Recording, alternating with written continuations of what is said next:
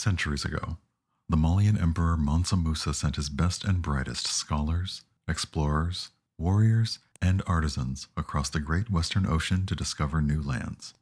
They succeeded in ways no one could imagine.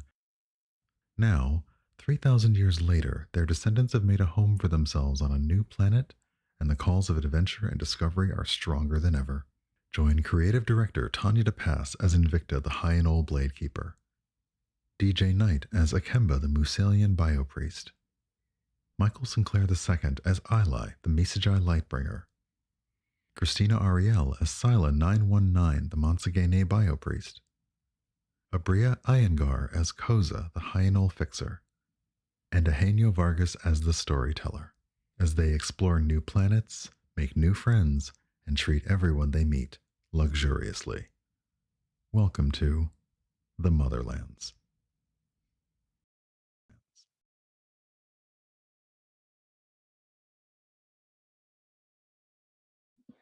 Good evening, everybody. Hello. Got that unmute just in time. Welcome. Hello. I'm very happy that you're all here. My name is Eugenio. I will be your storyteller this evening, and this is Into the Motherlands, episode 3.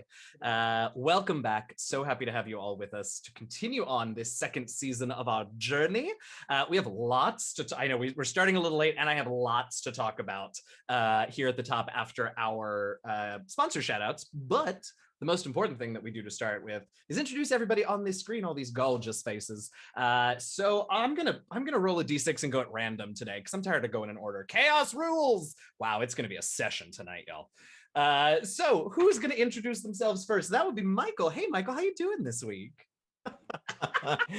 That's my luck. All right, cool. Hey, what's up? I'm doing great. Passed my physics exam from the last exam that I had. So that's wonderful. Doing awesome. So yeah, I play Ilay, the Misajai Lightbringer. Their pronouns are they, them. My pronouns are he, him. So yeah. I love it. Oh, thank you. I missed that this week. I apologize. I'm Eugenio, your storyteller, and I use he, him pronouns. All right, who's up next? Oh, I'm so glad I didn't roll the same number. 1, 2, 3, 4. It's DJ. Oh, my bad. It's me. Hi. Sorry. The dice are mean today. That, so like I know. I'm so sorry. Like I remuted because I was like, I'm not gonna be the dude. I'm so sorry. And it was like, oh, guess what, DJ. So I was like, oh, so I had to fix it real quick. But I'm DJ and I playing Ikemba, and remember how to say words. He is a Musalian Biopriest. His pronouns are he, him, as are mine. You guys are awesome. Thanks for showing up for season 2. Yeah, all that. All right, who's next to introduce today? Oh, that rolled under my keyboard. It's Tanya. Hello, everyone. I'm Tanya. Oh God, I play Invicta. I had to think about it for a hot second. I know. The High-and-Old Blade Keeper, and both Invicta's pronouns, and mine are she, her.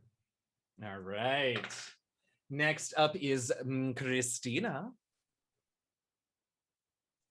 My name is Christina Ariel, and I play Admiral Intense Stare at Eugenio.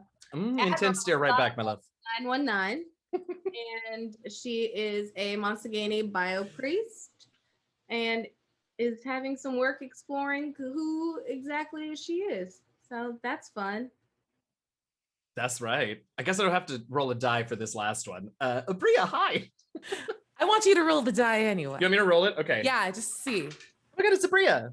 Oh my gosh, look at so perfect. I can't. Fudging rolls on tape. You got caught in 4K. Well, with that or, all 6 sides of the dice said Abria.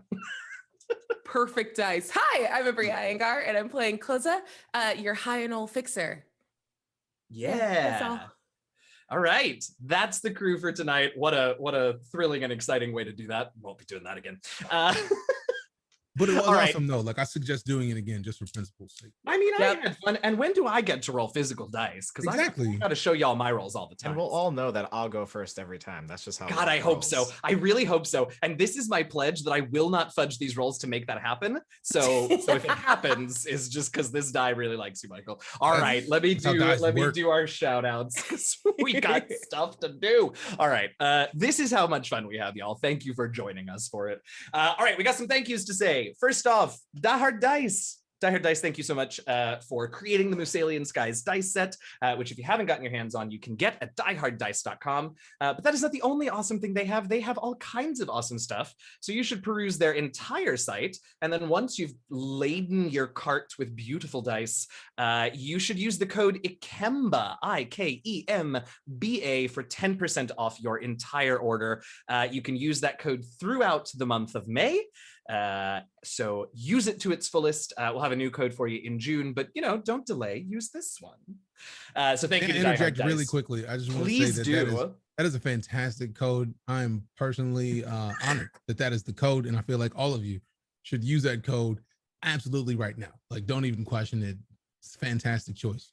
Ikemba's a great dude, as far as I can tell. Just saying. I mean, I don't Fantastic disagree with a choice. single Y'all word are of awesome. I'm saying, like, Yeah. come on, look me in the Yeah. eye, and then click That's that not buy me, button. Use that Ikemba code. You're welcome in advance. Thanks to whoever did it. I appreciate you. You guys are awesome. Thanks for hanging out with us for season 2. I'm gonna shout out.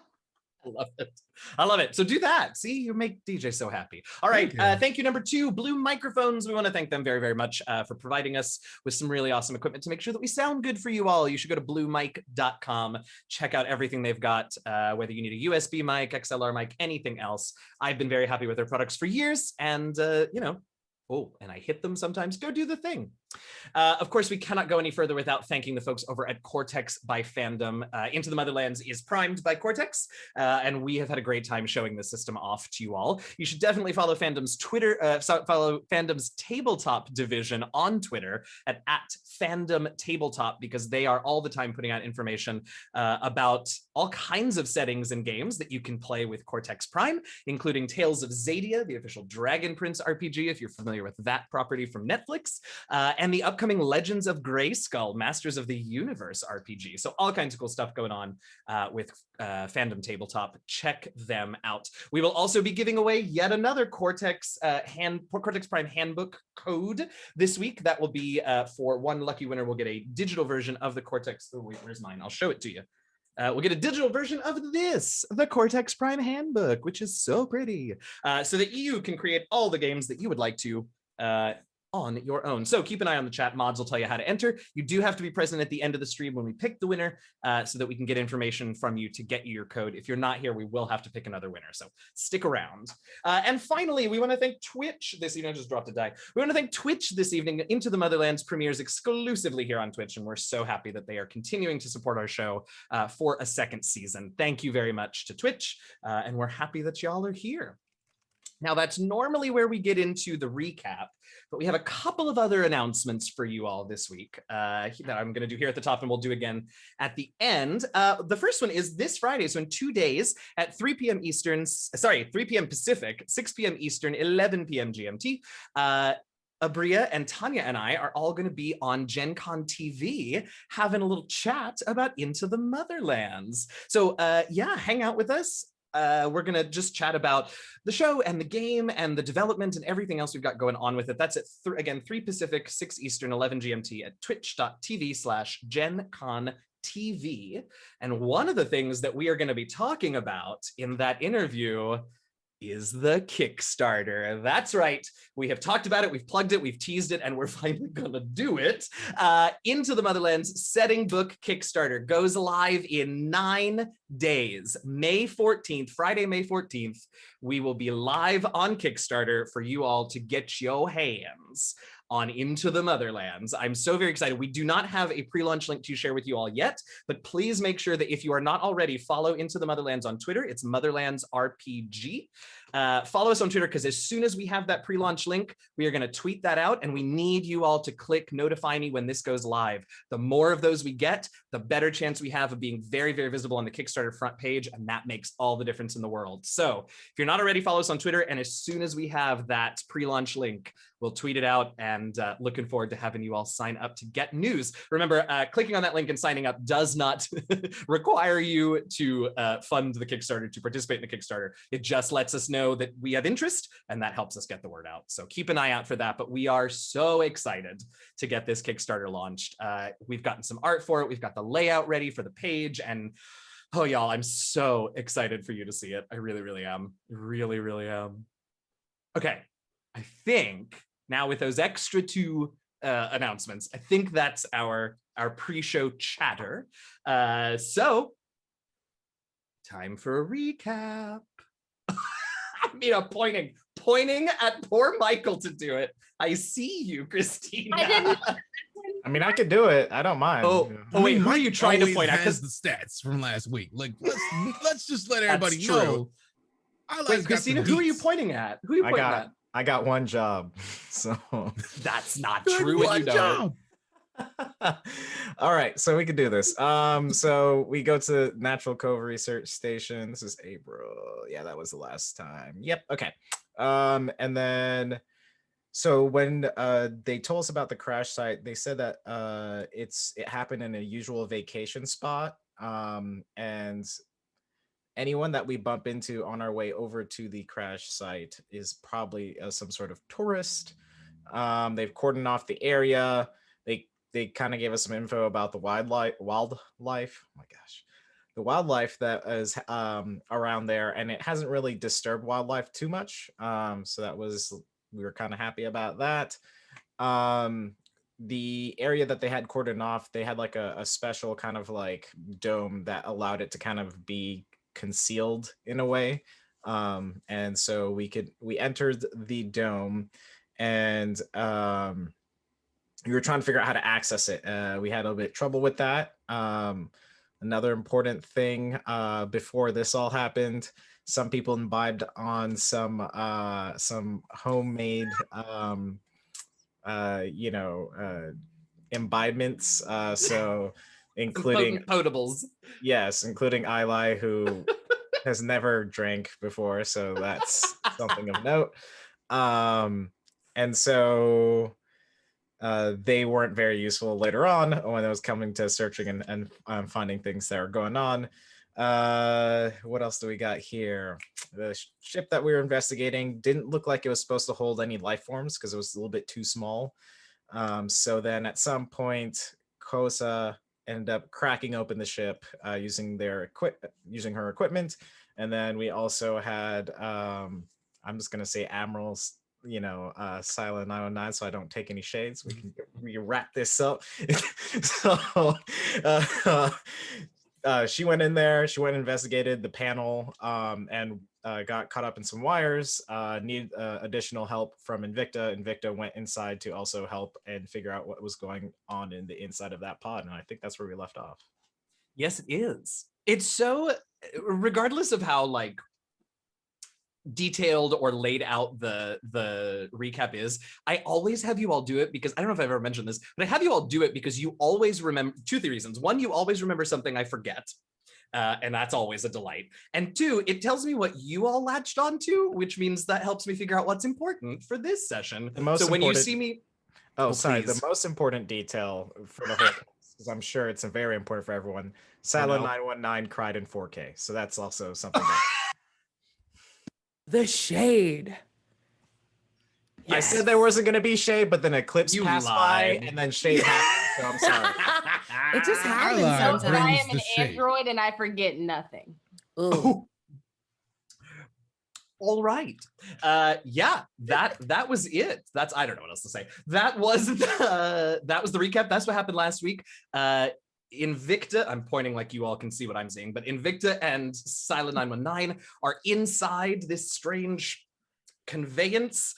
Something inside was flashing and seems to have been counting down to 0, as you said, and it has reached 0. Now, we love a bit of action at the top, so let's move to rolls, because we got to get some rolls done for you all to find out what happens now that this thing has gotten to 0. Here we go, through the wormhole.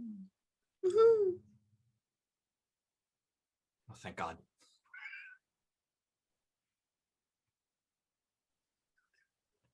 Hi, I'm laughing because I was really hoping that we were going to go to the wormhole when I did this, and we sort of mostly did. All right, the first thing that I need to happen is, let's see, who's the first tester? Cyla 919, you are the first person to do this, and this is going to be a contest, not a regular test. The ship that you are in is trying to get you to do something, and you can decide whether or not you want to resist and participate in this contest or not. But what the ship is trying to do now that the thing has reached 0, there are all of these cables and sort of what look like almost like brackets that would like hold things in place on the ship that have sort of activated and have begun moving out, and they are reaching and grabbing for you, Cyla, as if to try to pull you, actually, as you look more closely,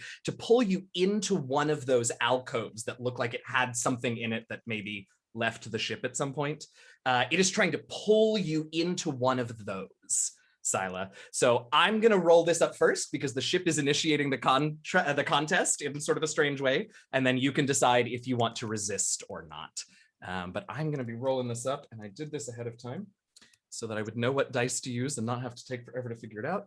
1d12. Wonder what that means. Oh, I know what that means. And then Cyla has a d8 of corrupted stress, which is going to help me out. All right, let's see this roll.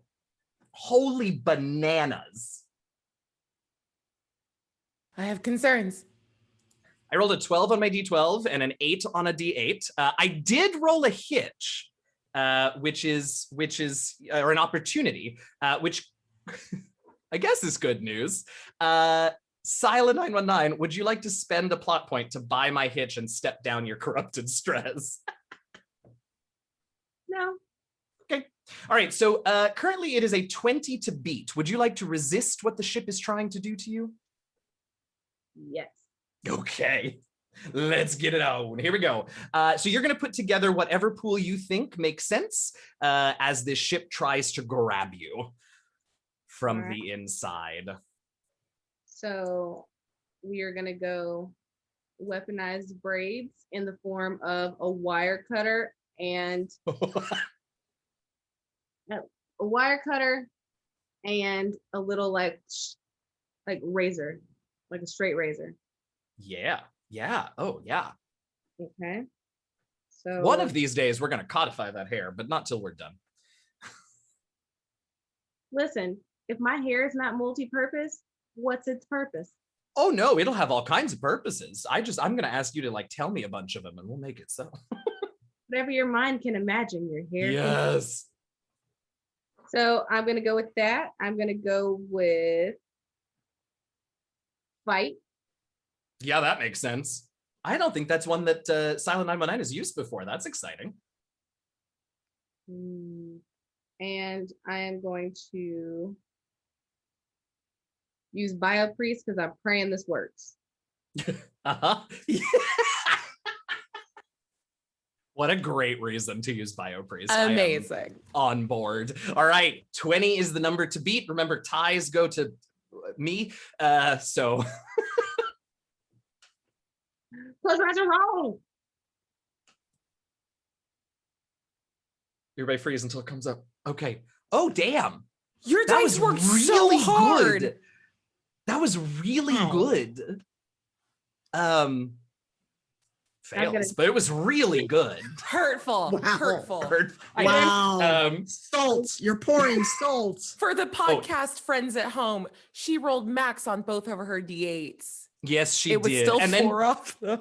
then she rolled a 3 on her d6, so she can't even spend a plot point to add the d6 to the total and win. Oh, it's about to get worse. I All rolled right. so well that you better not pull my hair. I'm not pulling your hair. I promise. That was last season. This season we gotta do other things. No. So Invicta, you watch as Cyla gets sort of these wires and brackets like whip out and sort of wrap around her and just pull her into this alcove on the inside of the ship.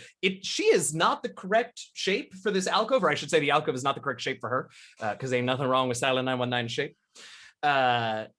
So it sort of slams in and you can see that it is trying to mash her in there. It's not gonna like break off bits of her to get her to do it, but it looks uncomfortable. And after a few seconds, you see Cyla is like folded up and in that alcove, and a sort of metal, I don't want to say door, but essentially like a cover slams down in front of the alcove, sealing off Cyla 919 from the rest of the interior of the ship. Invicta, you're next for the rolls. I have real dice this week. F them Yeah, you dice. do. Yeah, you do. All right, so Invicta, it very quickly becomes very clear what this countdown is, not because of what just happened to Cyla 919, but because you can feel, it's not a very big pod, and you know that the engine is on the bottom. You can feel that engine core getting very, very hot. Oh, it's about to take off with us or explode. For what it's worth, if it helps Invicta figure out which of those two is about to happen, the hatch has definitely not closed. Okay. Well, shit. And the thing is still counting, or it's stopped? It has stopped at what, none of the symbols made any sense to you until it stopped at what seems to be pretty obviously a big ol' 0. Okay. Are there panels I can try to use, or anything to at least get Cyla out? Oh, yeah. I mean, there are definitely interfaces in there. They're all a little, I mean, they're all very sort of silly to say in a sci-fi setting, but you'll know what I mean. They're very alien looking, like you don't recognize anything, but there are controls in there that you can try and manipulate if you want. Yeah. Okay. Is there anything right around where she's been sealed into this place she clearly is not meant to be squished into?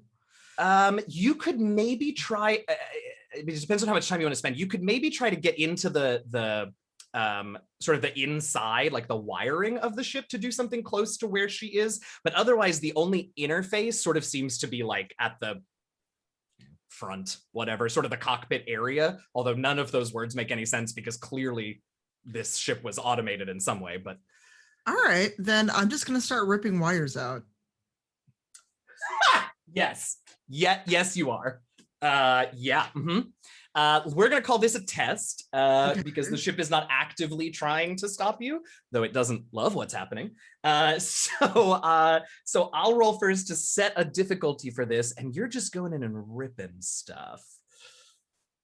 And your goal is specifically to free Cyla? Free Cyla and get out of there. Okay. While I put together this dice pool, those of let's actually move to Koseh next, and then I'm going to head to Ilay and Ikemba. We're just sort of going from the interior further and further out. So I believe Koseh is still on top of the machine. Yeah. You also have a little bit of a view of this. Yeah. So you talk while I put this pool together. What, like, as I see, like, I have completely lost visual on Cyla, but I kind of am seeing Invicta like pulling wires. Like, what are you doing? What are you doing? Don't pull them out. I'm trying to get Cyla out. Help me or be quiet. Okay, I'll help. Is there any way I can help from up here? I just want to assist with her dice pool. Yeah, that's great. So so you can do two things. You can create an asset with how many plot points do you have before I talk for days? Just one. It doesn't matter. Just the one. Okay. So since you don't have enough points to create a brand new asset and also share it with Invicta, we'll have you roll a sort of help test. Cool. So I'm just going to do sort of sorry, Tanya, we'll get to yours in a minute, but this may help you out. So I'm just going to do sort of a base, like, are you able to help out here? That's what does it say on that screen? That's a 14. So go ahead and toss together a dice. That was on 2d8s too. Y'all, these dice are out to get me. Hurtful. And by me, I mean you.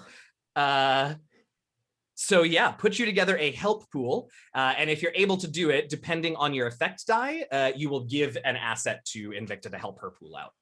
Okay.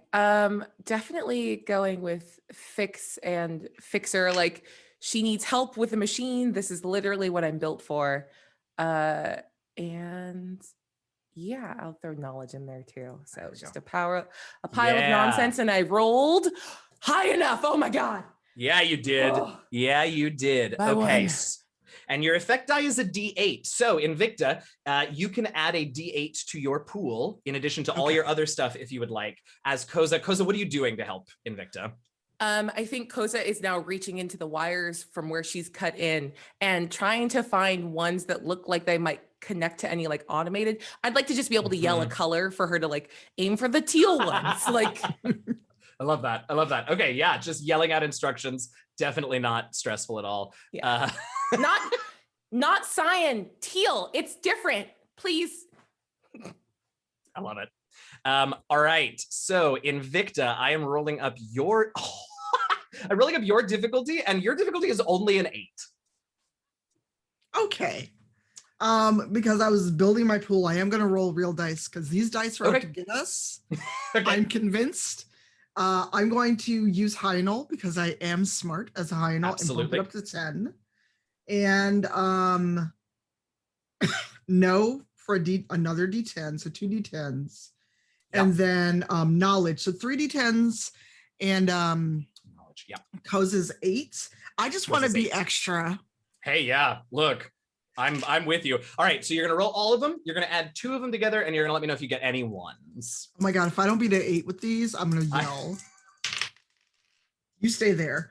Yeah, you on 10. Stay there. No, like one of them hit the table. I'm like, stay there, right there. No. Oh, I think it's very safe to say I've beaten an 8. I'm Good. taking my D10 that rolled an 8 and my D8 from Koseh that rolled a 7 for 15. Yes. Okay, and that leaves us with 2 other D10s, neither of which came up 1, right? No, they actually both came up 6s. Okay. So actually, that leaves a D10 effect die. So yeah, I think you are able to you tear out whatever security protocols are there keeping Cyla in there, and the grate or whatever it is, the metal shield sort of rises back up. Now Cyla is still in there, but you now have access to her again. Let me real quick hop out to Ilay and Ikemba and see just sort of how you all are reacting. That klaxon, that alarm was going off, and when you all couldn't see the 0, but when it got to 0, it sort of held its tone and then cut off. This was mere seconds ago. So last episode, I didn't hit this up in the recap, but I was setting up some sort of Yes. like belay system or some sort of system to get someone up just in case that needed to happen. So what I want to do now, because it seems like Cyla 919 is able to kind of get out of there some in a method. So I'm gonna see if any of the outside of this craft has any pad eyes, like any place that has like a metal loop or something. Oh yeah, it is no. It's like smooth. You do a quick ring, it is perfectly smooth. Even Sure. Finding the hatch was rough for Koseh. And we're on like beach sand, right? Mm-hmm. Beach, I mean, for what it's worth, there's a thin layer of glass underneath the ship, but it's That's mostly not broken very now. helpful. I'm gonna get a large stake out of the equipment that I have and like drive it into the ground. Okay. And I still have Ikemba back on one part of the belay system. And then I'm gonna get on top of the ship and start to lower some rope down to get people out of the ship if they want to. Got it. Yes. Yeah. All right. In Ikemba, that's what Ilay's up to pretty quickly there. What are you up to? And I figure I was on the other side of the belay. Yeah. All right. So help tie it off. And the reason I have another stake like into the ground is just another backup system. Like there's Ikemba who's gonna help out mostly, and then just in case something weird happens, not everything is completely ruined. Yeah, hopefully absolutely. Is the key, because dice don't like people today. I don't want to take that. They definitely don't like me. So I would rather they not like you than they dislike me. Fair, right? fair, like fair, that's fair. nothing against you. Because when they It's just dislike you, it's I'm used to it. This is a lifestyle. Like I'm good. Like yeah, right. You've settled in. Okay. All right. So in a few moments, Invicta and Cyla and Koseh, there'll be a rope for you all, but I want to check in because this is all happening very quickly. So Invicta, now that you've got Cyla, visual contact with Cyla, what's next? I am trying to pull her out of this thing. Yeah, I think that's gonna be another pool. You immediately notice that Cyla, and I should tell you this, Cyla, you are there and you are aware, but you have been, when that shield closed down in front of you, you felt yourself get plugged in to this ship in a way that you had not before. in a way that it would not let you before. But once that shield went down, you were plugged into it. So you are aware of what's going on around you. Your senses are active. But at the moment, the ship has sort of, it's not that it has control, it just has sort of shut down anything outside of like basic cognition functions. Oh, can I see where the ship is kind of plugged into Cyla? It's at several points, but you could go for them. Yeah, for sure. Oh boy. Before I start just grabbing at things, Cyla, can you hear me? Recalculating. I hope And that's a yes. Yeah, there is so much data, Cyla 919, that is just running. It's a silly thing to say for a Monzagate, I guess, but like in one ear and out the other. It's just running straight through your processor. Most of it is gobbledygook. But you, I'm going to save that. That sounds like gobbledygook. Wobbledy wobbledy, wobbledy wobbledy, wobbledy wobbledy. Drop it like it's hot, hot, hot. Stop, stop, stop. Oh, wiggle with it. Oh, songs. Please tell me names of songs from the pop lock and drop it. Any chance I get to have Christina play malfunctioning Cyla is a good opportunity. Invicta, what you doing? You going into, oh, you're going in to help her out. Let's get another. But the sudden malfunction is like, So question. Yeah. Both in character, is it feasible I could reach in and reach around Cyla and just pull her toward me? Yeah, there are a few of those. The wires shouldn't be a problem in that case because they're mostly attached to her sides and back. But the brackets are what's sort of holding her torso in. So that's what you'll have to overcome to get her free. But that said, there is, because of the weird way that she's stuffed in there, there's room for you to reach around and get a good like bear hug on her if you want to try that. Yeah, but I can't get I got to get these brackets open. I think first. probably so. And you know, you're a smart Hyanol. That engine core is not going to last much longer. Yeah. If I bring my acid into play to cut those. Oh. Remember, it's legally distinct vibranium. It can't break. That's right. Yeah, I mean, it won't break. That's for sure. Yeah, give it a go. I like that. Why not? All right. This is definitely an intense, and I'm going to bump it to 10. Fight, because I have to fight these things.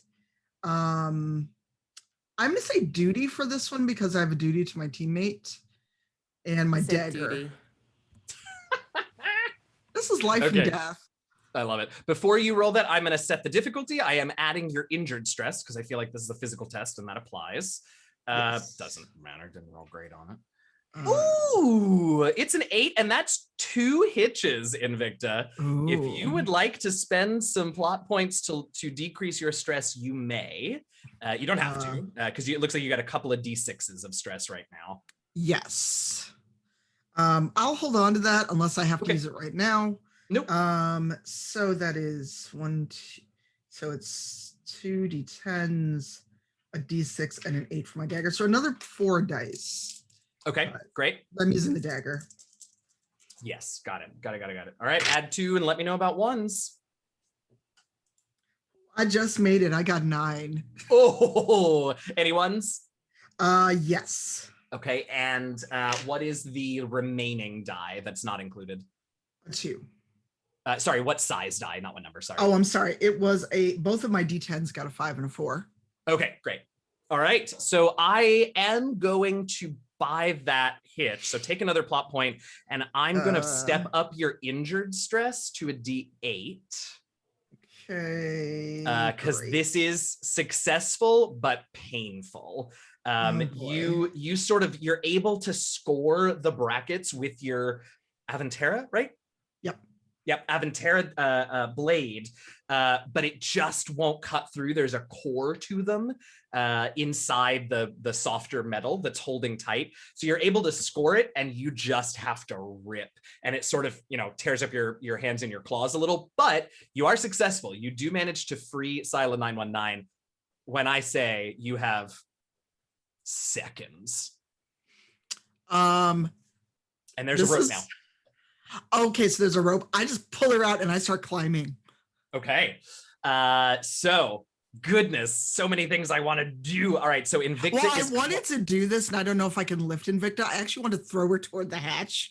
lift Cyla. Oh, if I want that so very much, but I don't think the craft is big enough. I think it's such a small, cramped inside. You could make, you know what you could do? You could give her a little booty up and do that, but I don't think yeeting her is quite gonna do it.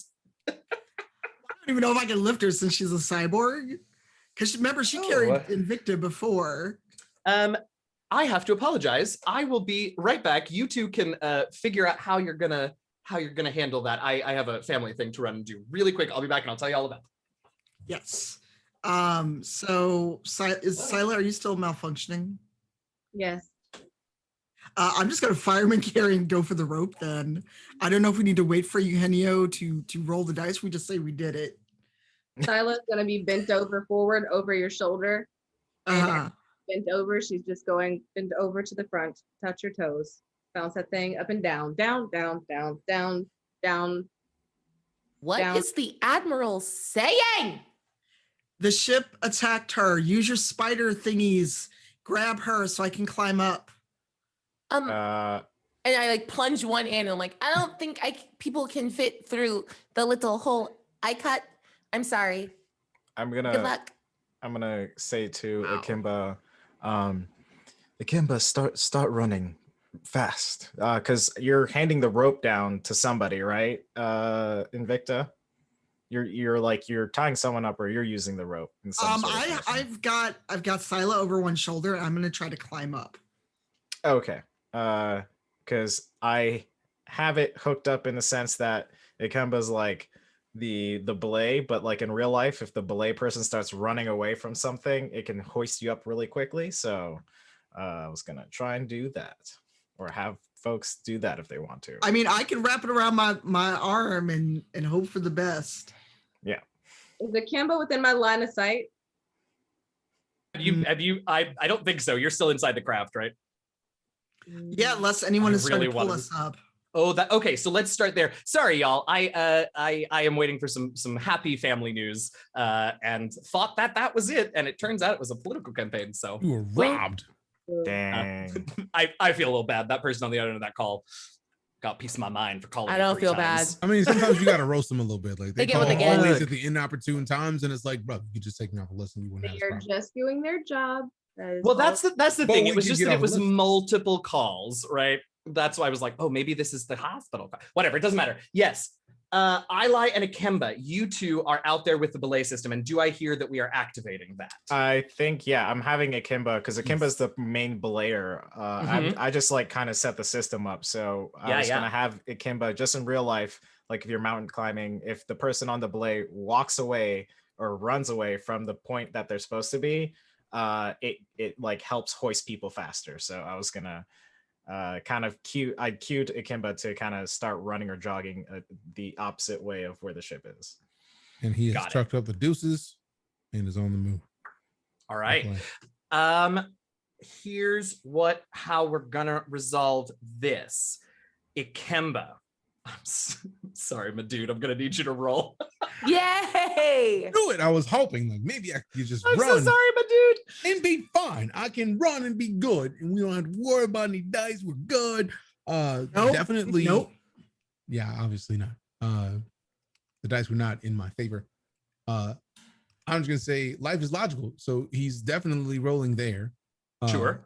Survive because survival. Then also knowledge. He was already told, bro, run. He knows that this is a life and death situation, and he should probably chuck deuces. Deuces. All right. Yes, I love that all. And hey, my rolled a 12 and you rolled a 13. We did there it is. Yeah, you did. All right. So who's first on the rope? Cyla or Invicta? I'm holding her, so I'm on the rope. Got it. Okay. So Ikemba, Asalje and Yaktur are both out, a ways away, but watching you all curiously. So they heard the alarm, but they can't see anything. They're not really privy to any of these conversations. And they just see Ikemba start hauling ass with this rope. And out pop Invicta and Cyla 919. Koseh, what are you doing?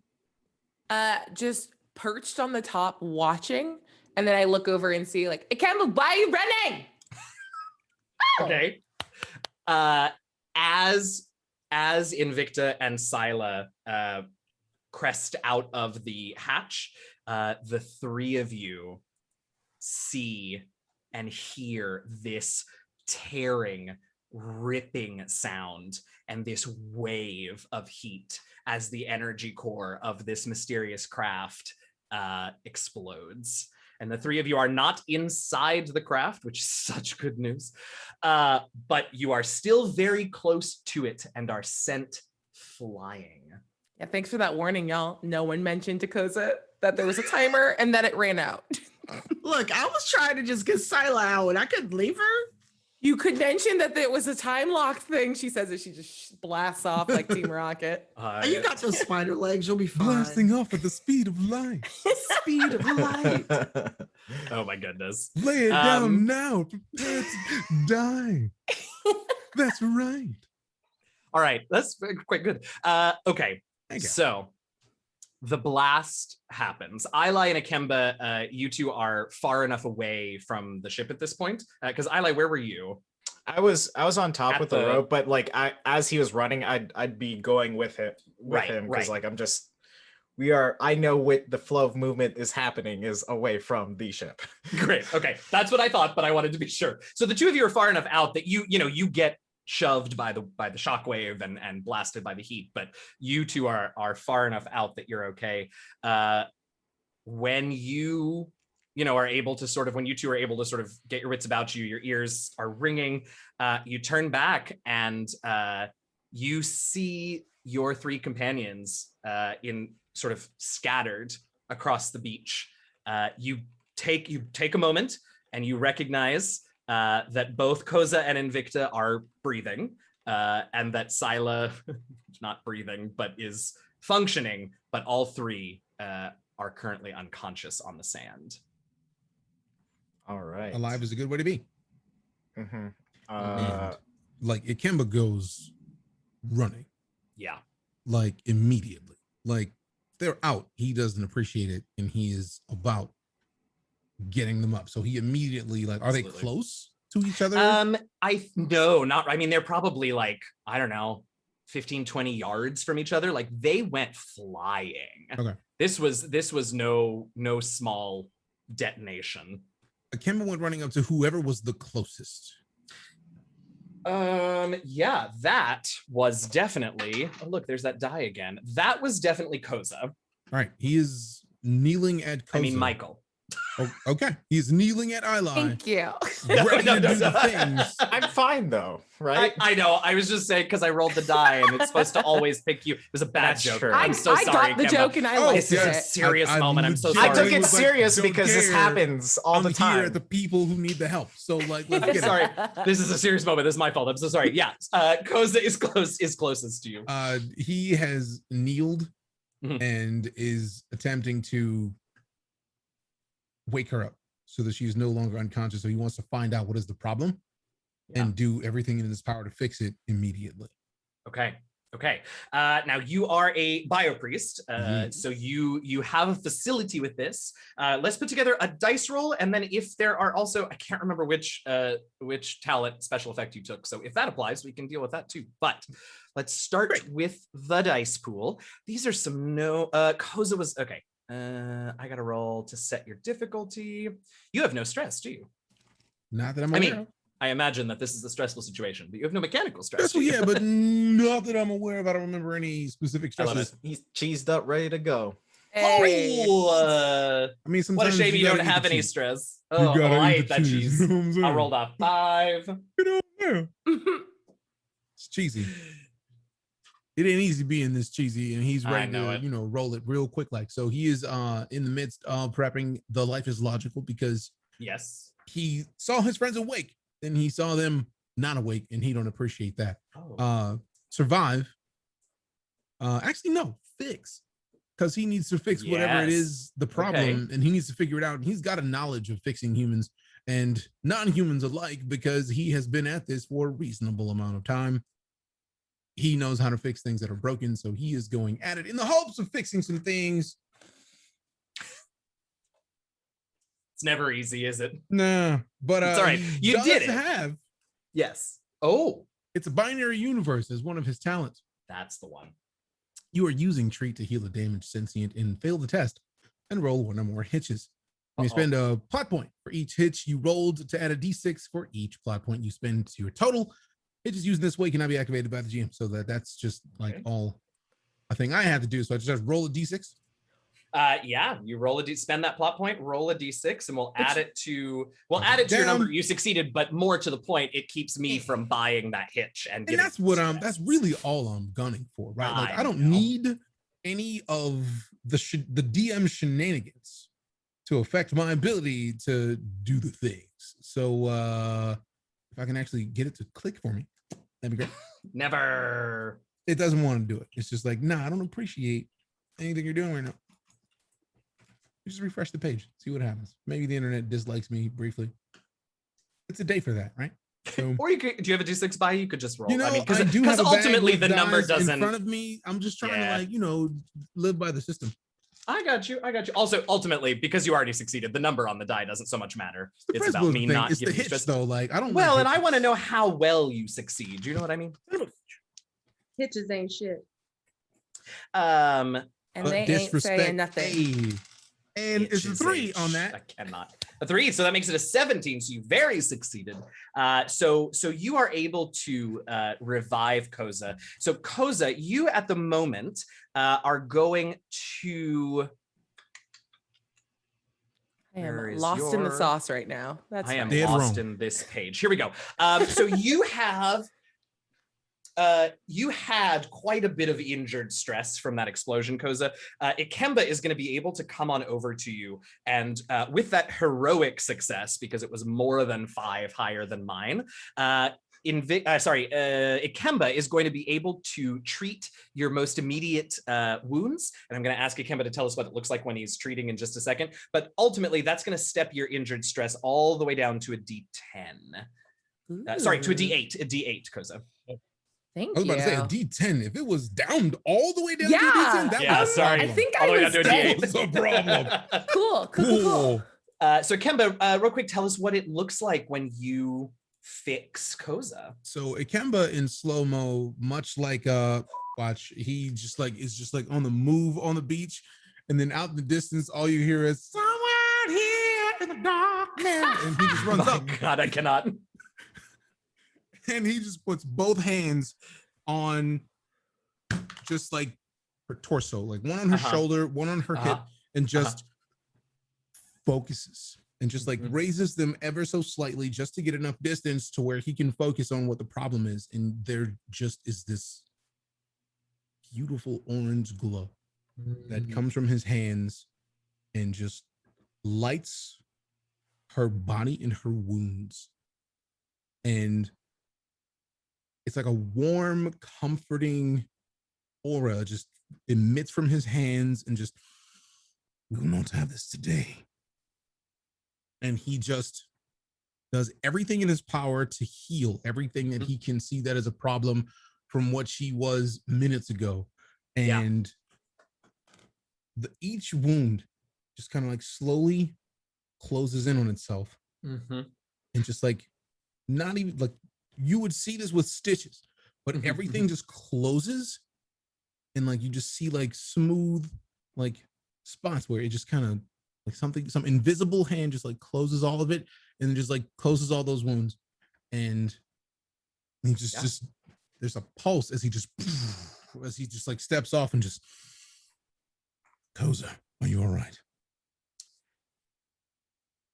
For the most part, yeah. So Koseh, real quick, before you reply, just know that Ikemba could see that there were 2 big problems. One was obviously burns from the explosion, so singed fur, but also, burn injuries. And then also just where you landed, there was a head injury from where you smacked the ground. Fortunately, it was sand.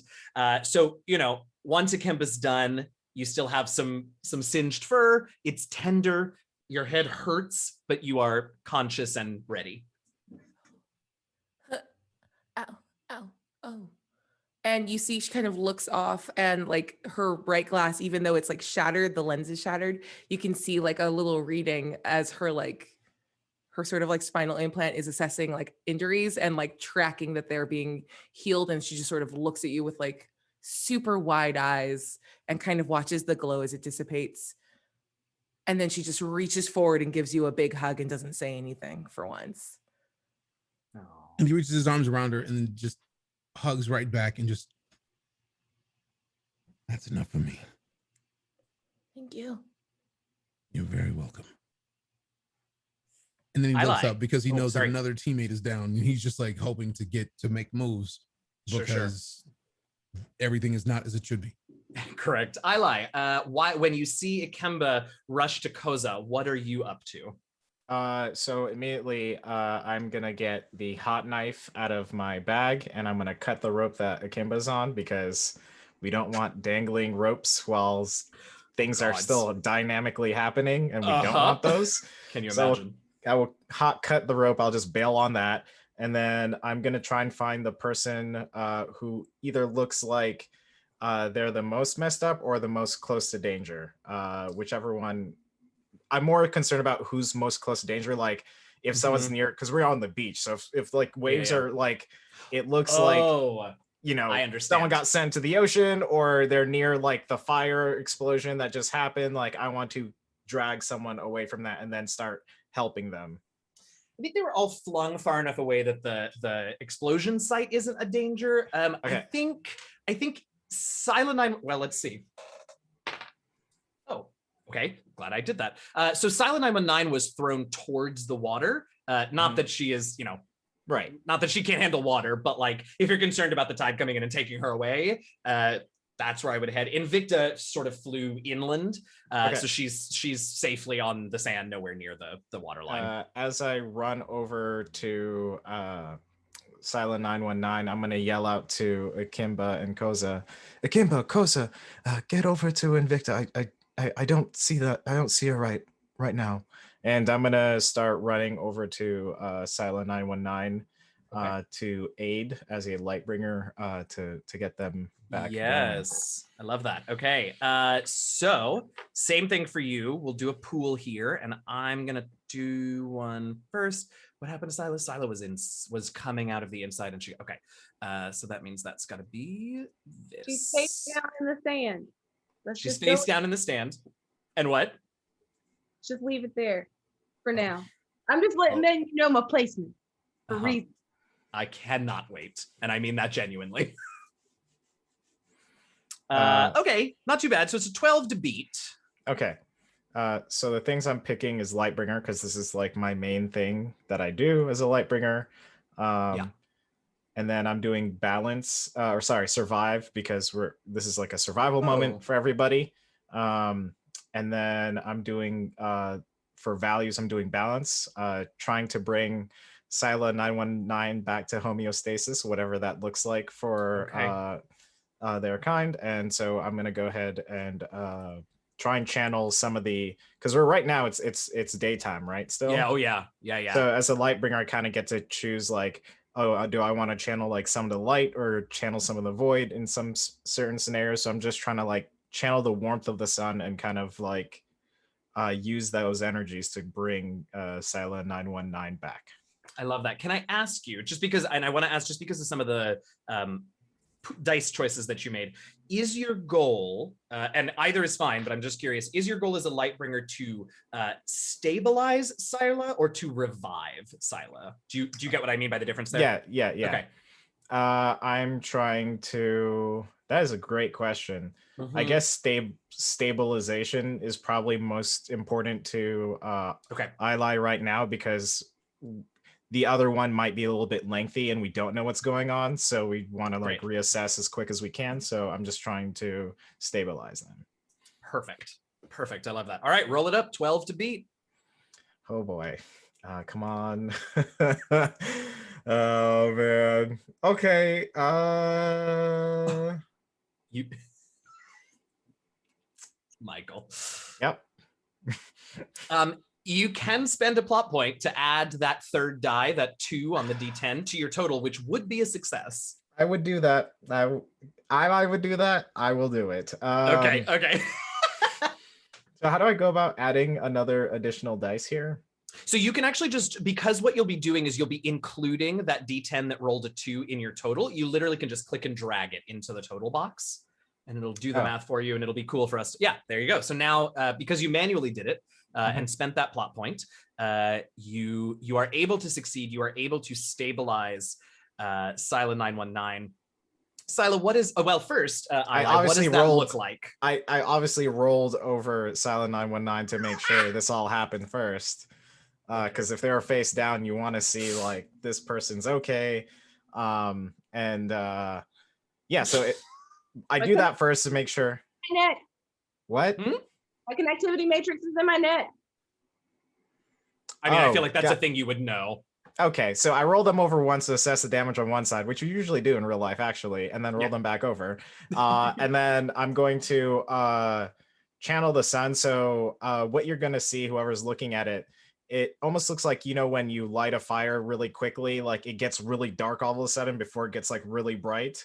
That's what is going to happen. I'm going to look towards out to the sun, hold my hand out towards it, and then you're going to see this flash of like darkness before the light. And I'm going to pour all that energy into the neck where the port is located to try and see if we can stabilize Cyla 919. Yeah, absolutely. And Cyla, what does it look like when this happens and you are stabilized? Cyla is still face down, and you see one hand come up behind her neck. She grabs it. My neck. Are you my okay? Back, Don't you do it? And my back. And at that moment, Cyla's head completely turns around so that she's looking directly at Ilay. Makes eye contact with him. Is, you know, every now and then people think they might like to hear something from us nice and easy. But we never, ever do nothing nice and easy. We always do it nice and rough. Head flips back into the dirt. I'm gonna start. Yeah. Ilay doesn't know how to process any of that. They're not computer savvy, unlike myself. So I'm going to grab Cyla 919 and start moving them away from the ocean area to like a more safe location. Got it. Okay, so as you are moving in there, about that same time is when Ikemba has revived Koseh, and Invicta, who is in a safe space. Actually, what the other thing that Ilay probably didn't see, but Ikemba would have, was some of the safety officials that were guarding the bubble around the crew. Some of them and Asalje have rushed over to Invicta to see to her. So, knowing that everyone survived, if not all in one piece, this self-destruct detonation feels like a good place to go to our midway break. Take a bio, get some water, get some libations, do what you need to do, take care of yourselves, and we'll be back in 5 minutes to find out what happens next. See you all shortly, y'all. Don't go anywhere.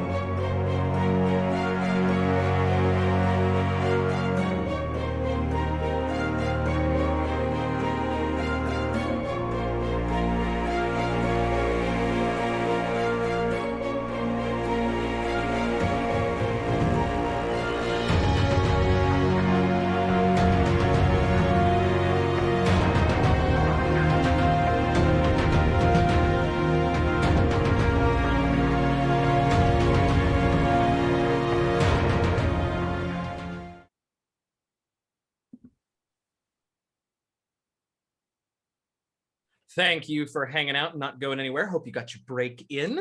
Welcome back. All right, so as we left our adventurers, they had managed to get out of the exploding ship.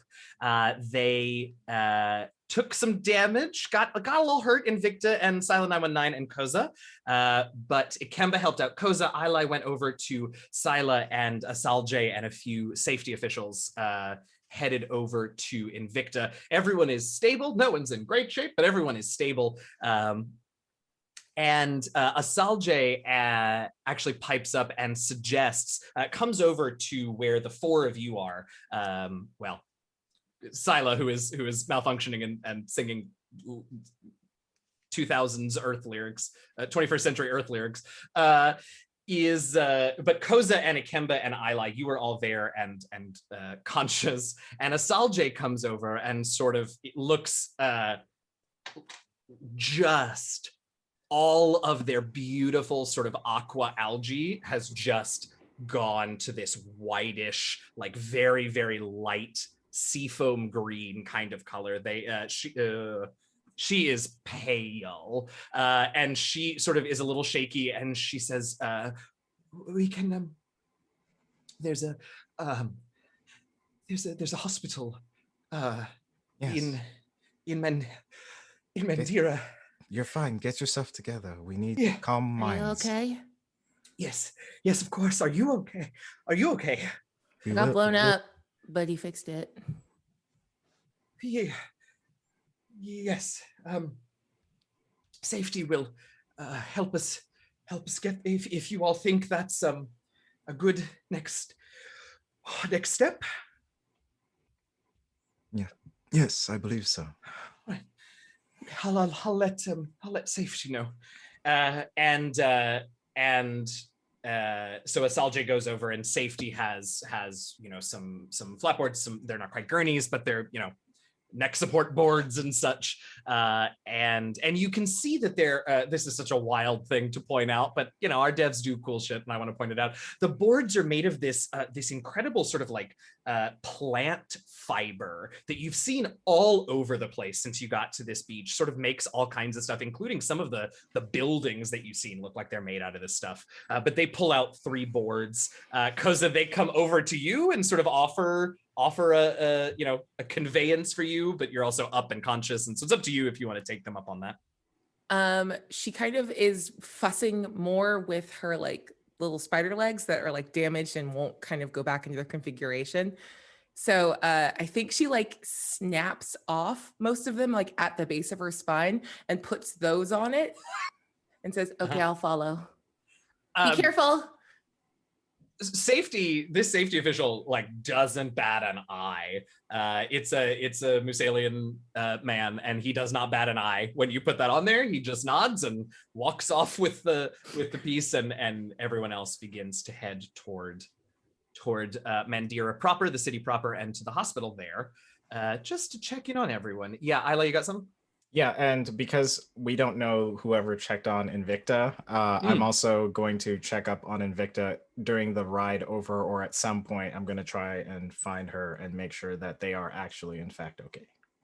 Yeah, she seems sort of in a similar place to where you ended up with Cyla.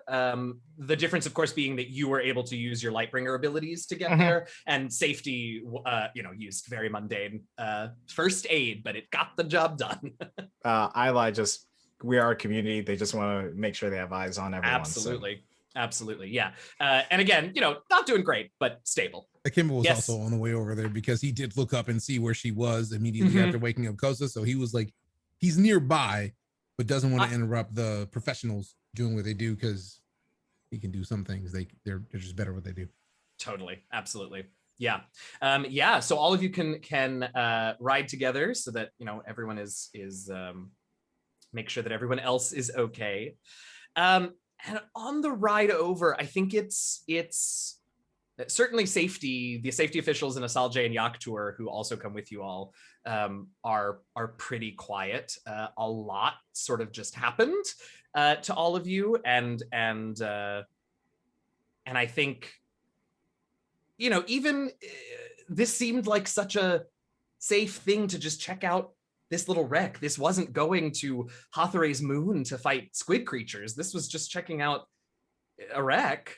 And so I think there is a moment in this, space ambulance where you all just sort of reflect on what's happening, what has happened, why you're here, what you're doing here. And I would like to specifically zero in on Koseh's thoughts. So let's head over to another little screen so that Koseh and I can have a convo, shall we?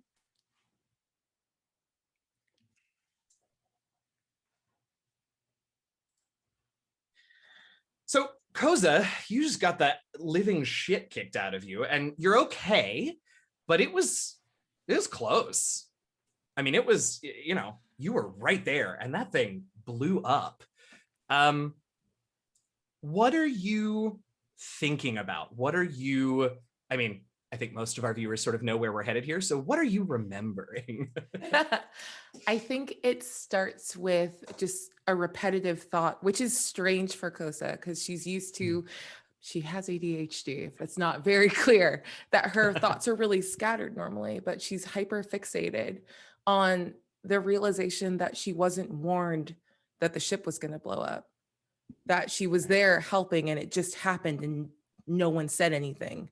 Mm-hmm. And she's very focused on the phrase Yedwa, which like for Hyanol is like being a loner and not like working for the collective. And she's trying to push down very strong, very negative feelings about Invicta, and then kind of following those feelings back to the last time she was like with her people. And she's remembering sort of the last couple weeks when she was like at uni before Torch came calling. Yeah. In fact, I think the as you sort of wade through those memories and those thoughts and those feelings, I think where we start is that you remember, in fact, that day that Torch came calling. For the rest of the crew, of course, I don't know that Koseh knows this, but for the rest of the crew, it was sudden and frankly kind of surprising when they were called on. They don't think it was for you, Koseh. And so we find you, Koseh, hanging out. You have recently, I think, finished uni. Does that feel good? Yeah. Yeah. And so you're hanging out at home, and you're hanging out with a boo, maybe. So you and this Hyanol named Novatu are hanging out, enjoying post-graduation. Novatu has not yet graduated. I think he is working on a pilot's course that is going to take a little bit longer. But you have graduated, and you two have spent a lot of time since graduation together and celebrating. And you get, you're with him, and you get a notification, a message on your comms tablet that sort of very unexpectedly comes through while you all are, I don't know, you tell me, what are you all doing when this call comes through? Yeah, I think she's just like mid, like finishing, making some very, like she's not a good cook. She doesn't pay attention to anything long enough for that, but she's worked very hard to not completely screw up like some very basic pasta. And as it like as the notification goes, she's like, well, can you just turn that off? It's really hard to not burn butter when the notification, just get it for me. Hold on. I can do this. Oh, that's on fire. I mean, I got it. Oh, did you say it's on fire? No, I did not. It's fine. Okay. This is fine. I'm going to choose to not be concerned. Smart. I'm going to mute the notification. Well, who's it from? Hang on a sec. Oh, shit. Language. Right. Sorry. Feces. I guess that's better. What? Okay, now I have concerns. Oh, sorry. I started reading it. Should I not have done that? Anyway, it's from Torch. Rude. What? Yes. See? Yeah. I mean, I guess we knew this was coming, but well, I should here and Novatu, who is this? How tall is Koseh? Because Hyanol are generally taller than Musalians, but I'm curious about Koseh in particular. Koseh is short for a Hyanol, so she's probably like only like 6 feet tall. Okay, all right, and I think Navatu is also on the shorter side. So and also in many ways similar to you, just a little ball of energy in his own way. So he comes rushing in, Switch, clearly excited. And I'm sorry. and you sort of have to pull the comms tablet from him because he's very clearly reading this message. Let it go. It's for me. That's gonna be on fire. Okay. I said that kind of, not really. Oh. See, this could be you, but you wanted to be a pilot or whatever. Exactly. I think I officially win. So you read through, and none of it is a surprise. You have been called up as expected. Recommendations. Torch has sort of a pipeline through the university in Halins. So it really sort of takes someone notably not good at what they studied from this university to not get a call for Torch. So none of this is a surprise, but it's still exciting, I think, to Koseh. The thing that might be a little surprising is that you have been ordered to report to HQ to get your assignment in just a few days, which is a little bit of a shorter timeline than I think most of the people that you know who've been called up had. Yeah, so she's like reading and obviously skipping big important sections like report date. And she's like, all right, okay, I'm already calling your dads and my parents and basically everyone else in our class. And don't forget, that means we have to go on vacation before it all starts. Well, wait a minute though. Well, when does it start? Because I'm sure it's like in a month, like when you're, oh no. Is it weird that it's in 2 days? What? I don't. Oh, well, okay. I mean, that's fine. But do you want to like work together on like how we're gonna tell my dads and your fam that you're not taking it, or? What do you mean not taking it? Well, in 2 days, I mean, we got this whole trip planned. No, I know. But this is what we've worked for our whole lives. This is what our families have. Yeah, but I mean, Koseh, you've been so excited about this trip that we're going to take, and I mean, I'm not going to say I switched out of engineering and to piloting just to get the extra 2 years to put off my call, but like certainly was part of it, and you knew that. And don't you want to go on the trip? Of course I do. Yeah. But I'm not going to say like no, Torch. I'm sorry, I have to go. This is everything that we've worked for. So I have to go. But is it? I know we don't. I know we don't have this conversation very often, and it never gets very far when we do. But I mean, is that what you want, Koseh? Because you know what it means. I mean, it means a lot of things. It means no trip for us. It means 2 years before I even have a chance of seeing you again. And why? Because I don't know, because your parents told you to, because that's what your mom did, because that's, I don't know, because my dad's thought you were told me every other day how brilliant you were in class. Like what? I think do you want this so bad? Koseh closes the space between them, and she just kind of like puts her forehead on his chest and just covers his like muzzle with her hand. And it's just quiet for a really long time, and is trying to hold back from like tearing up entirely, but just needs for there to not be sound right now. And I think he knows that. I think, you two know each other pretty well. You've known each other since childhood, and your relationship has undergone many transformations over the years, from childhood friends to sort of academic rivals, and then to something much bigger, much more. So he knows what you need, and he gives you that silence for a few moments.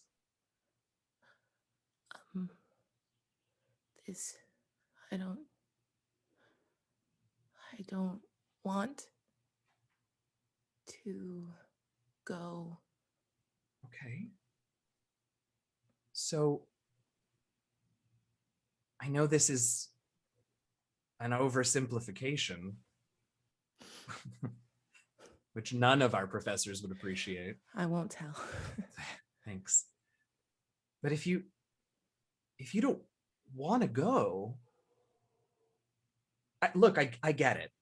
It's a big decision after everything we've done, after all the work we've done.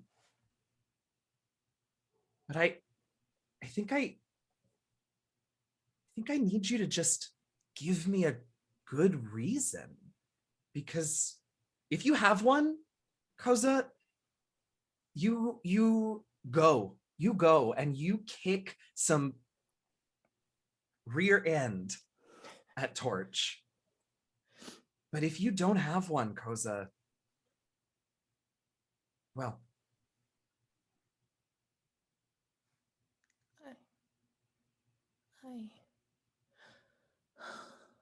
um, our whole lives have been for this, and you know what they've always said, because we're gifted and we're responsible to use those gifts and our privilege to make the world better, to do what we can, because we have to.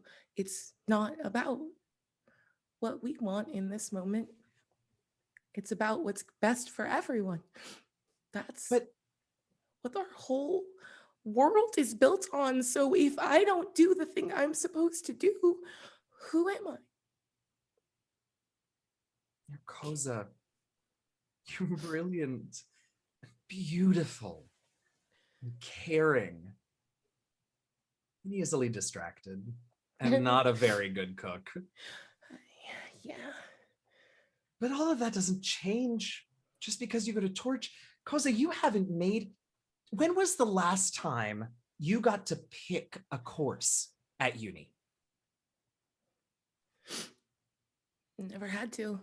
When was the last time you got to decide what you wanted to do outside of class and didn't have to study for an exam or finish a lab or... Navani, what do you want me to say? Do you want me to tell them?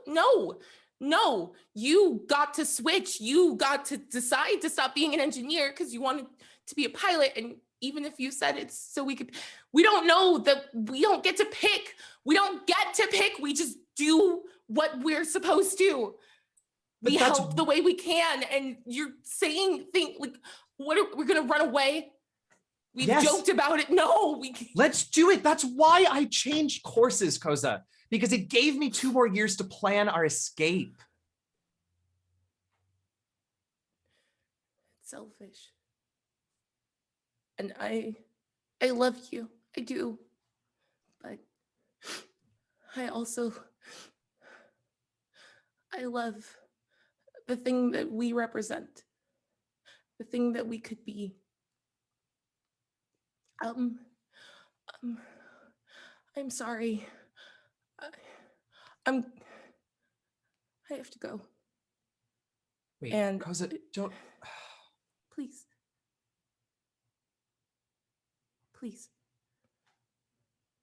And she just picks up the tablet and kind of cradles it to her and slowly walks out of the room. And Navatu doesn't chase after you. He doesn't call after you. You know each other too well for that. But what he does do that I wish you could see was once your back is to him, he sheds a little tear, but he also smiles. And when he knows you're out of earshot, which is a while because that high and all hearing, he whispers very, very softly to himself, I think you do have your reason. And I love you too. And I think that memory is where or that point in the memory is where you sort of snap back to the present moment, to the space ambulance and your companions. And I think she's cradling Oh. her broken glasses the same way she was cradling the tablet then and just sort of staring out. Yeah, absolutely. And on that image,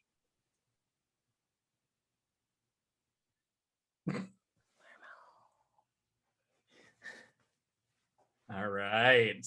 On that image, you are back, back with your friends, back in the present. And it's quiet. And the vehicle pulls to a stop, and without a word, the safety officials sort of prepare and get Cyla and Invicta and the spider legs ready to exit the vehicle and head inside. And inside is this sort of incredible building. You all could see if any of you took any time to look out the front of the vehicle as you were going, you could see this massive sort of downtown area with all of these buildings that, unless you're very much mistaken, are made from the same stuff as the support boards, but just sort of on a much larger scale. It is this obviously plant fiber that's everywhere, but the hospital is different. The hospital is made out of this sort of almost marble-looking stone. The stone is white, but there are these shocks of black all through it. And occasionally, sort of around the doors and around a couple of other features of the building, you see those shocks sort of fade into this beautiful silver sort of veining in whatever this stone is. But you're taken in and it is efficient. Safety takes the patients and immediately gets them set up with the professionals here, and you all are reassured that, very quickly, the rest of you are reassured very quickly that your friends are stable, they're going to be okay, you'll be able to see them in just a little while, but they need a little bit of time to fix them up, make sure they're okay, and get them back to consciousness in their own time. So in the meantime, we will hop to Invicta and Cyla very shortly. But before that, Ilay and Ikemba and Koseh, you all are sort of left in this waiting room. There's a salty breeze from the ocean blowing in every time the doors open. It's a beautiful day outside, but so much has happened. What are the three of you up to? Ilay's gonna speak up and say, I think if we know they're gonna be okay and need some time, we might want to go investigate what happened of the wreckage, because we still don't know any specifics about it. What happened? Why did the ship explode? I actually have no idea. I was outside of it. I believe I was there with you, but Koseh, do you have any idea of why the ship exploded? No, I wasn't able to, I couldn't interact with it. I didn't know it was going to explode. I'm sorry. Oh, why no. would you need to apologize? I'm supposed to know those kinds of things. That's why I got brought. We all are supposed to know these sorts of things.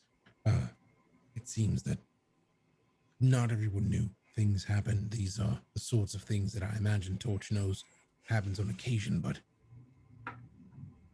it's why it still feels odd to happen to us. It's why they sent us. We were able to get our friends out in time. If had it been somebody else, I'm sure this might have went differently. Valid point. Koseh, how are you? I understand that you feel like you needed to have known, and I understand that more than I can explain. But physically, how are you? I can't, my glasses are broken, so I can't see the readout. But my head hurts, and I think I have some burns, but I'm okay. Thank you for helping me. This is why we're a team. There's no need to thank me. This is what I'm here for. Do you need any additional care? I know that sometimes when things get a little bit wild, going out and walking around, getting some fresh air, and maybe sitting in the grass grounds me. Out of character. We're still in the ambulance, yeah? You're muted. You are muted, sir. I was hoping you could read my lips. Okay, just wanted to double check. No, you guys are you all are in the hospital at this point. Okay, cool. So I didn't know we were the ambulance or the hospital or not. And Hospital, like, yeah. Ikemba just like leans up and is like, "Is there any water nearby, please?" For all of us, obviously, but definitely Drinking water. Yeah, I was like, there's a whole ocean. I don't know what you want. Yeah, yeah, and there are. I mean, this, like I said, it is efficient here. So there are a couple of Musalians who are there, sort of in the waiting room, taking questions, whatever, and they go and get you all some water. I feel like they obviously know who to give the water to first because we're standing here, but I think the thing. Yeah, exactly, absolutely.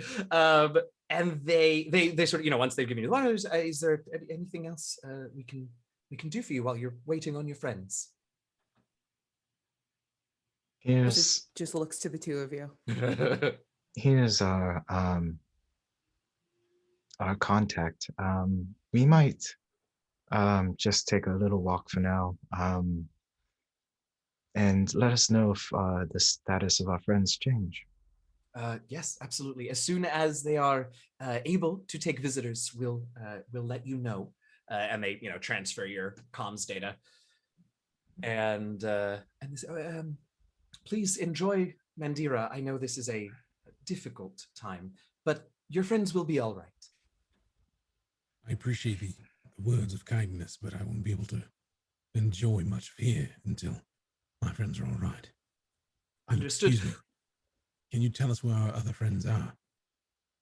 Yes, of course. The Monsagene distinction Cyla 919 is in our cybernetics and Monsagene ward, being cared for by some of the top mechanics, engineers, and physicians for Monsagene. And your friend Invicta, the Hyanol, is being cared for as well by some specialists who actually, very fortunately, just arrived the other day and are able to work on her.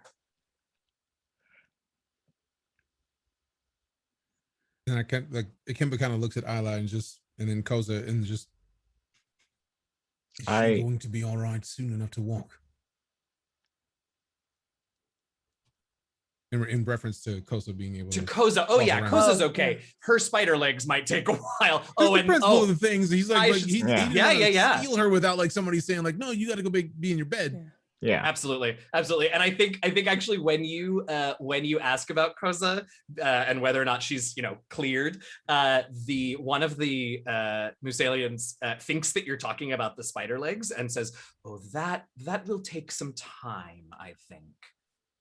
Just not getting what you're asking, because that was the patient that they saw wheeled in. So, and then he kind of looked at Koseh and is, "You still have your droid, Tiwi?"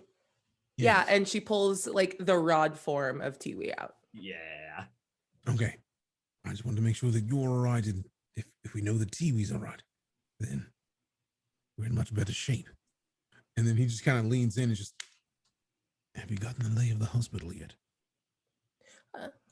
All of my stuff is offline. Hold on. Tiwi. And she like tried to tap. So like, did he get exploded? What happened to my boy? No, I think if he was in rod form and was on your person, I think he's okay, because I think he would have been protected with the casing, and then you landed in the sand, so it's not like you were gonna shatter him if you landed on him or whatever. Okay, so as like the rod is sort of like devolving into Tiwi and like shaking himself out, she like goes on her tippy toes and like goes up to a vent in the corner and kind of pushes him in. But you have to send all the information to Ikemba because I can't read it right now. I will just point out, just like tapping himself like, do I have a device on me? Do I need the software? What do I need? I will also point out that the two Musalian, like, not nurses, but like carers or whatever here, watch you do this. They don't stop you, to be very clear. They just sort of watch. And then once Ikemba sees this and it's just like, she does this all the Closes. time. No worries. Important torch business. It's all fine. We're fine here. Far be it from us to hamper our patients and their friends' comfort. And please do let us know if we can help in any other way. You are helping tremendously. Thank you for taking care of our friends. It is a pleasure. And you sort of, all of you, the three of you anyway, sort of hear this. There is a certain like service industry cadence that you've actually heard several of the people that you've heard talking here in Mandira. This is very obviously like a tourist town, and there's a lot of like well-trained people. All right, so the three of you, is there anything else you want to do in the hospital? Or are you going to go out and explore Mandira and try and get some more info on the ship? Yeah, I'm just following the boys. Okay. I guess I'll turn to Ikemba. Well, while we're waiting, what do you think we should, I mean, we're kind of just here. I would like to check on our friends, but I feel like that's being taken care of very shortly. And he kind of just like winks at Koseh. Very good. And just, shall we have a lay of the land nearby, outside of the building, of course? I think I would love that. Perfect. Koseh, would you like to go along? I'd like to stay with you if I can. As it should be. Let's go. Thanks. And we just kind of like walk out of the building and just like, yeah, knowing that we're gonna find out what's going on because Tiwi is a beast, and we're just like, That's true. we're gonna get the heads up Absolutely. very soon on whether our friends are good. And Ikemba's just confident in that, just like he's confident in his abilities because he's seen how she interacts with Tiwi. So he's like, no, we're good. Let's dip out real quick. Let's go have some lunch or something. Mm-hmm. I love it. I love it. Okay, let's check in on our two patients briefly. Let's see.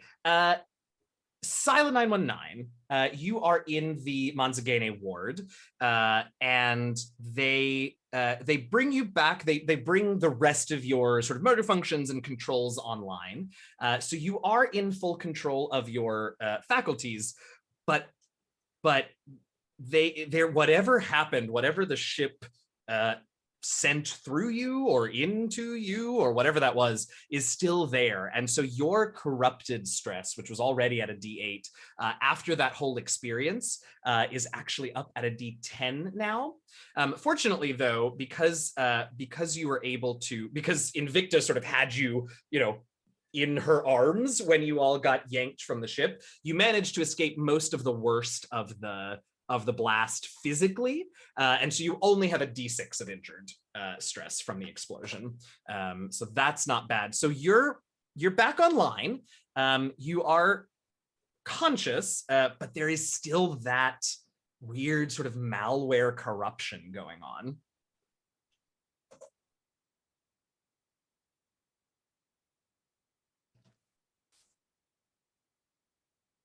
Excuse me. Yes. Ah, you've returned to us.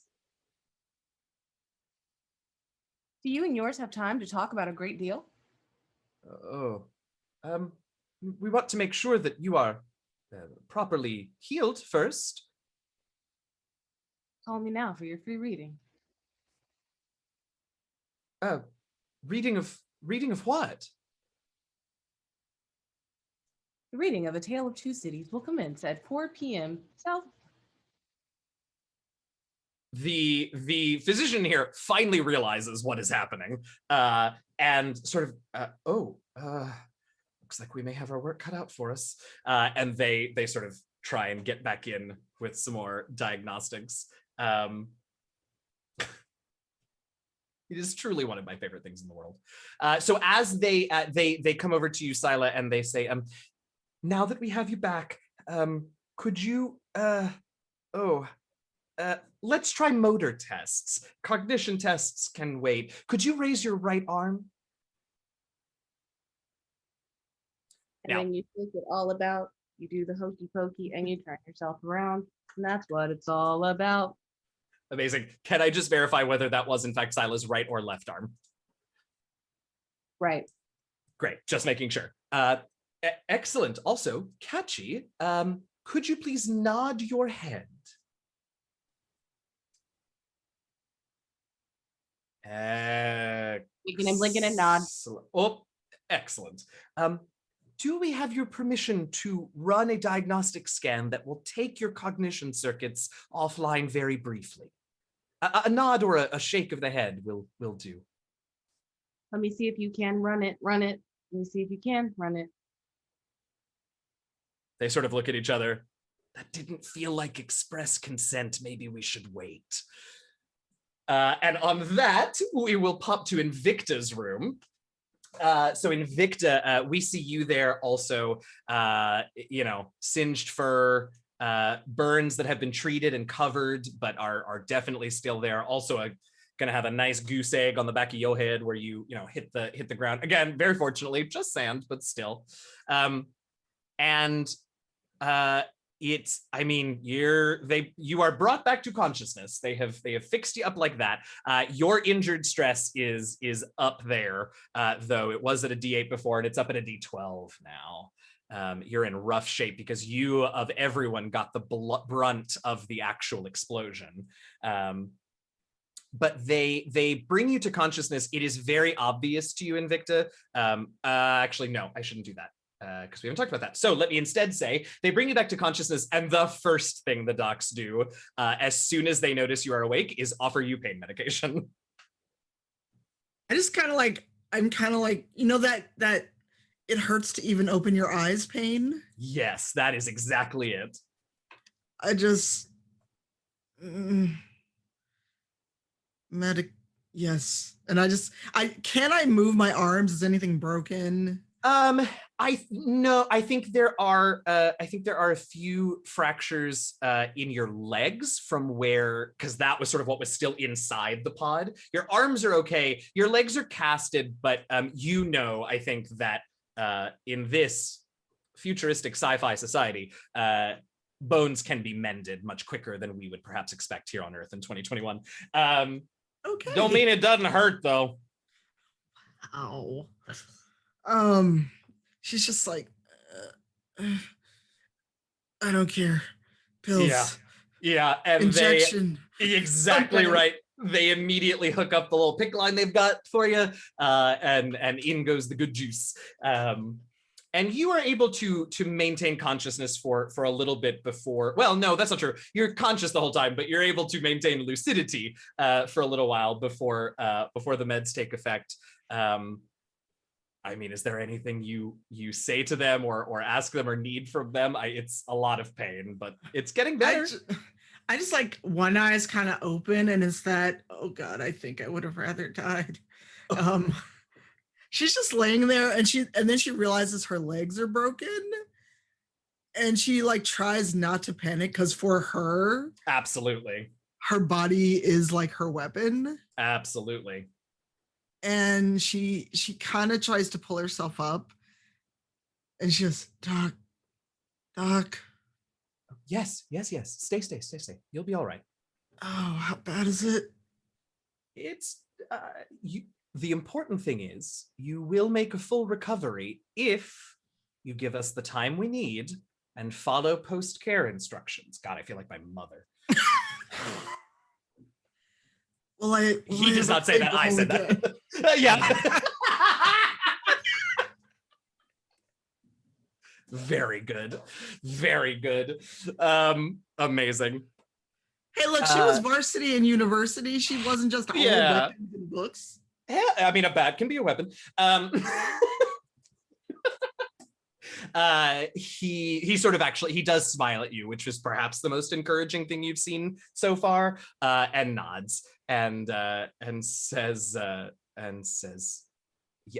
yes, you will be able to return to all of your previous activities, but I'm very serious.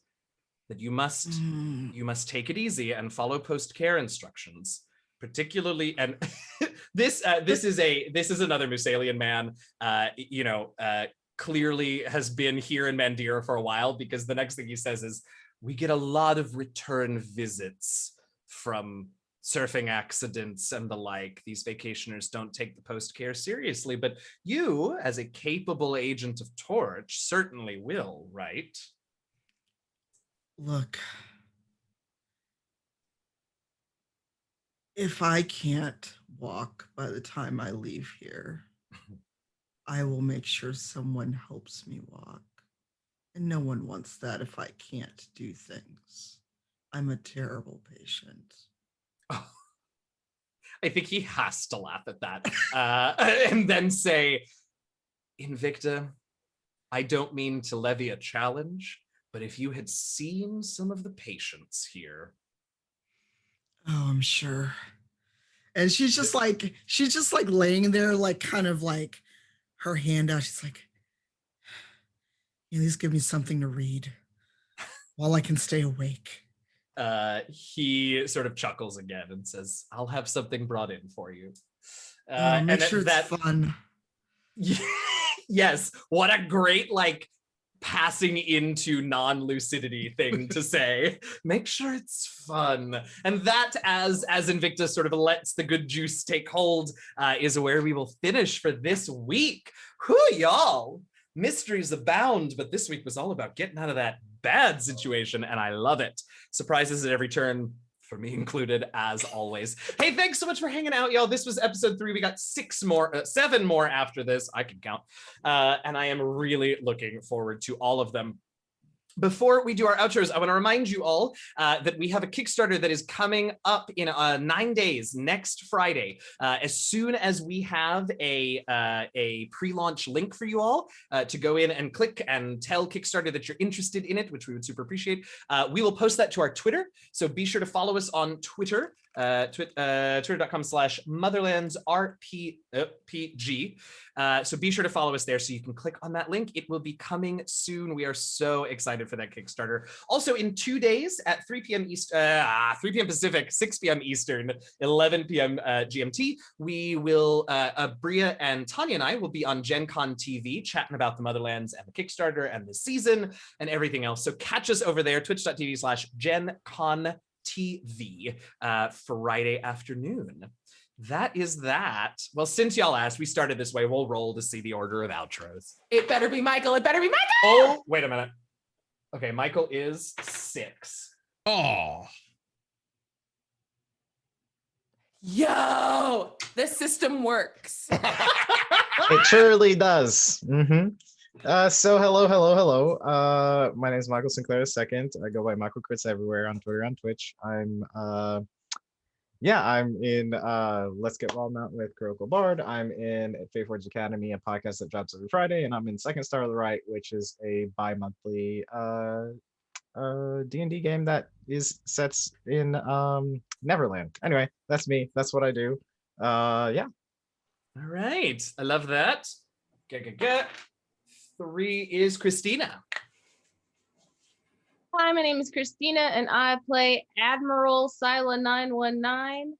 And you can find me on the internet on Twitter and Instagram at Christina Ariel, KrystinAarielle. And you can find me on Star Wars: The High Republic show. We have a new episode coming out in just a couple weeks, and I'm really excited about that. That's on the Star Wars official YouTube channel and StarWars.com if you want to catch up on that. And I post really cool pictures of myself and my fam, and I don't know, sometimes I see really cool stuff. Like I was in my backyard and my kids turned the playground in the backyard into a blanket fort. So it's like a blanket fort, a fort. What would you call a blanket fort? A borft? I don't know. Anyway. No, that's terrible. Terrible. Oh, I don't know what it's gonna be. A blort? I don't know. Anyway. Blort is good. Anyway. If you want to know what I'm talking about, then follow me on the internet. Other than that, go talk to somebody else, because everybody here is cool and really exciting, and I'm really excited to be here with all of them and watch their stuff, support it. Yeah. The good news is you don't just have to pick one of us. You could pick multiple. For example, you could pick also 1, 2, Abria. Yay! Hi, I'm Abria Iyengar. You can follow me on social media at Quiddy, Q-U-I-D-D-I-E. Tomorrow morning, you can catch me at 11 a.m. With on a panel over at Black Magic's. Like they're talking about technology and filmmaking. I'm with filmmakers. I don't think I'm supposed to be on the panel, but they invited me and they can't take it back now. So please check that out. On Friday, like we're saying, come check out the Gen Con panel as we talk about Into the Motherlands. And then later on in the day at 6 p.m. over on Pixel Circus's channel, you can catch me on a like GM and DM panel alongside Vince Queso. And I gotta call him Casso. I will say his name right. I just like saying the cheese name. And a bunch of other amazing people. And we're taking your questions on GMing and what it's like to run games on and offline. Every Saturday is the Gax Pack over on Gary Con Live's Twitch channel at 5 p.m. Pacific. And other than that, catch at the end of the month a new episode of Narrative Telephone on Critical Role's channel. That's my story, and they hurt my story real bad. So please come check out. They failed me miserably. So watch them wallow in mediocrity. And The Unleashed, a game that I ran in October over on Strawberry 17's channel, has become a comic book. So please pre-order Radiant Black and pick up our sweet comic. We're doing a 5-issue run at the end of Radiant Black starting in June. So don't miss that. Yeah, I love it. All right, evens Tanya, odds DJ. That is an odd. It is a 5. So DJ, you up next? Oh hi, it's me. I'm DJ Knight. I'm pretty much DJ Knight everywhere on the internet. Somewhere, somehow, someone has got the name, and then they're up. Boy, it's not me. But beyond that, you can find me at DJ Knight. I love this game, and when I'm not here, I'm either streaming on my channel or tomorrow when we're streaming with the Black Dice Society and having a great time, and I get to be werewolf. Which is just kind of awesome. I think that's just me though. So, oh hi, you're awesome. Thanks for coming to hang out with us, and thank you for being so excited about season 2 of this show. It is an absolute pleasure to hang out with these amazing people on a weekly basis, and the idea of having you here with us while we go through silliness like a ship exploding, and then we just kind of walk away. That means literally, you are the reason that we're here. You are the reason for the season, and we are excited for it. So thank you for your presence, and we look forward to seeing you, whether or not it's in our streams, whether or not it's in here. Either way, we look forward to seeing you soon. Thank you for your support. Yes to all of that. All right, moving over to our hostess with the most, Tanya. Hi, I'm Tanya, Cypher everywhere online. Obviously, you can come back here on Wednesdays for Motherlands. And then tomorrow night, I get to hang out with DJ 2 days in a row, which makes me super happy. His Desmond to my Fen over on the Black Dice Societies, and then in a little over a week, Rivals of Waterdeep comes back for season 10, and I get to hang out with Eugenio twice a week. I can't believe that's already here. Oops. You and me both. Yeah. And if Comcast shows up on Friday, we won't have to skip a week. If they screw me, we won't have an episode. But again, please watch their socials. We're super excited about the Kickstarter. Please thank B. Dave Walters, who's been orchestrating the Kickstarter, because I suck at it. Trust me, I am not that organized. And so here, Black Dice Society, Rivals coming back, Kickstarter. Eugenio reminded you about all the other stuff we're doing. And one last thing, if you missed or did not get to register for the Leads talk that B. Dave and I gave, you can go into the VODs on this very channel and watch it. They were very kind to provide the recording. We had a great hour and a half chatting about Motherland's justice, anti-colonialism, anti-slavery in RPGs, and in actual law. So it was get to stretch my academic wings again. And they let me and B. Dave loose on academics, so it's kind of funny. It's a great talk. You should all get your eyes on it because it was really, really great. Yes, and if Ahmad could grab that VOD link, that'd be great. And and I moved this weekend, so pray for me if you're a praying type. Oh, bless. Okay, and I'm Eugenio. I'm DM Jazzy Hands. I've been your storyteller. Thank you all so very much. You can catch me on my channel on Tuesdays and Thursdays, twitch.tv/DM Jazzy Hands. My 1-year affiliate anniversary is next Friday, so we're going to do a big event next Friday if y'all want to come hang out. I'd love to see you there. Congratulations. Thanks. Thank you. Hi, So that's next week. But like I said, you can find me there Tuesdays and Thursday afternoons. Monday nights, I can finally talk about this now because we had our premiere episode 2 days ago. Monday nights, I'm over on Cobalt Press's Twitch channel playing in a campaign, an 8-week campaign of Courts of the Shadow Fae. So we're gonna get some courtly intrigue, some romance, some I don't know what else. But that's a ton of fun. Little Red Dot is our DM, and we're just one episode in, so come hang out with us over there on Monday nights. And that's it until Rivals comes back. Keep an eye on the Twitter here for Motherlands to get on board with that Kickstarter. We thank you so much. We are going to raid, and my Zoom chat has moved, so I don't remember who we're raiding. We're raiding Imperial. Right. Who is lovely and is doing St. Jude. And I think good. she's building a mini coffee house. I'm not sure exactly what she's doing, but a longtime friend, amazing broadcaster, great crafter, and also May the 5th, or what I forget. Yesterday was May the 4th be with you. Revenge of the Fifth. Yes, today's Revenge of the 5th. That's right. God. Sorry. Cool that would have sounded if he had used any of his voice mod. If only. All right, we go raid Imperial. We go raid Imperial before this gets off the hook. Thank you all for hanging out. We will see you next week, same time, same place for episode 4 of Into the Motherlands. See you then. Stay safe, stay healthy, and happy gaming, y'all. Bye.